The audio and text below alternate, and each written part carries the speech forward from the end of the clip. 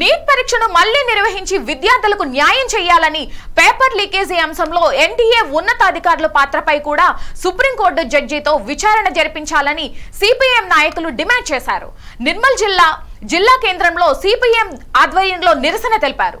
పరీక్షలు నిర్వహించే బాధ్యత నుండి ఎన్టీఏను తప్పించి ప్రతి రాష్ట్రం తమకు తామే పరీక్షలు నిర్వహించుకునే అవకాశం ఇవ్వాలని డిమాండ్ చేశారు.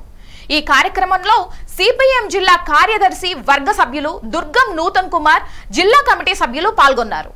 మొన్న జరిగినటువంటి పేపర్ లీకేజీకి సంబంధించి విద్యార్థులు తీవ్రంగా నష్టపోయారు. దీనిపై సుప్రీంకోర్టు జడ్జితో విచారణ జరిపించాలని, ఈ నీట్ పరీక్షను వెంటనే రద్దు చేసి రాష్ట్ర ప్రభుత్వాలు నిర్వహించే విధంగా రాష్ట్ర ప్రభుత్వాలకు అప్పచెప్పాలని చెప్పి భారత కమ్యూనిస్ట్ పార్టీ మార్క్సిస్టులు డిమాండ్ చేస్తూ ఈరోజు దేశవ్యాప్తంగా నిరసన కార్యక్రమాలకు పిలుపునివ్వడం జరిగింది.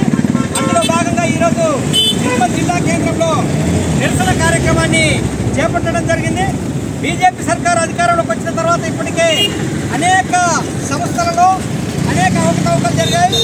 ఒకవైపు ప్రజల ఉసురు పోసుకునేటటువంటి నరేంద్ర మోడీ సర్కారు చాలా విషయాలలో, రైతుల విషయాలలో క్షమాపణ చెప్పినట్టుగా తప్పు చేయడం, క్షమాపణ చెప్పడం కామన్ అయిపోయింది. ఈ నీట్ పరీక్షను వెంటనే రద్దు చేసి ఆయా రాష్ట్ర ప్రభుత్వాలు నిర్వహించుకునే విధంగా వాటి నిర్వహణ వాళ్ళకి అప్పచెప్పాలని చెప్పి మేము డిమాండ్ చేస్తూ ఉన్నాం.